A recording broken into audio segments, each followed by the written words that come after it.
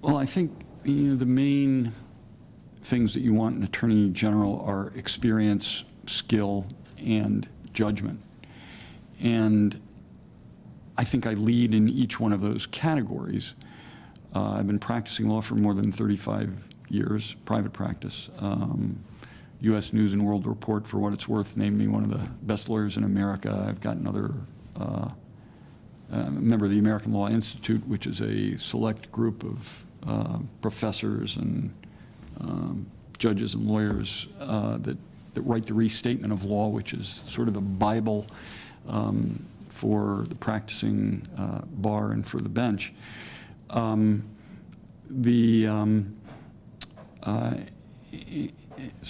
I have each of them, the Maryland Constitution sets the highest bar for Attorney General of any of the state offices.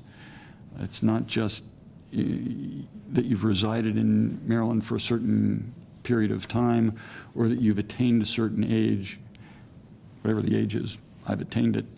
But you have to have been practicing law in the state of Maryland for more than 10 years. And I've been practicing for more than 35. They've each just jumped over the bar of 10 years. And I think I'm a better lawyer every day. I learn something every day that I can use next week, next year, 5 years from now.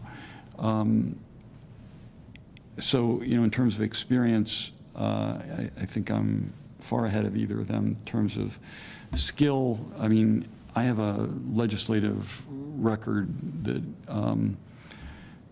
depending on your perspective, is either littered with enacted legislation or, I have this great inventory of bills that I've sponsored that have become law that I expect to enforce as Attorney General. I know them better than anybody, although I have to say I've forgotten some of them. And in terms of judgment,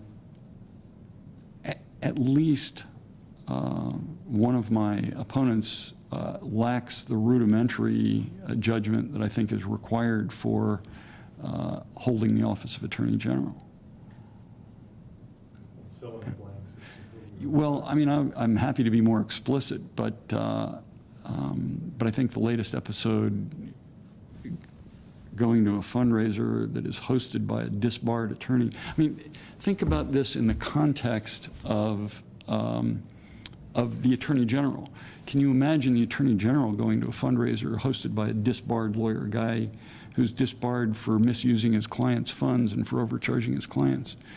Can you imagine the Attorney General of Maryland putting his arm around a guy and saying, I'm proud to have his endorsement, not knowing that the guy, boasting about the endorsement without knowing that this person has just been charged with 22 counts of human trafficking and prostitution, facing 190 years in jail, and saying, I'm proud to have his endorsement, putting it up publicly. The Attorney General of Maryland, all the other instances of poor judgment aside, that one's pretty damning.